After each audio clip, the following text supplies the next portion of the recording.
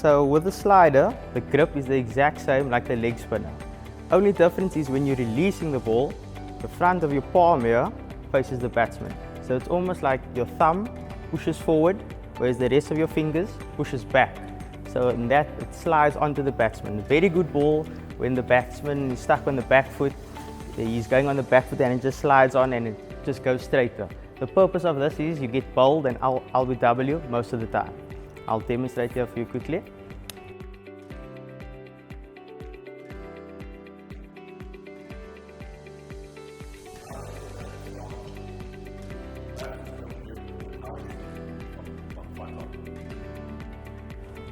So remember, with the release, front of your hand is facing the batsman.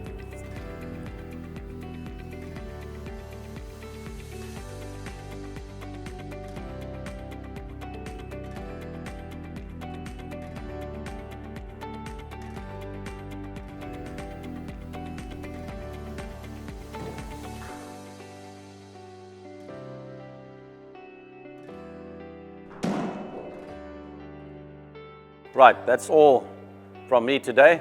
I hope you learned something. I'll see you for the next episode some other time.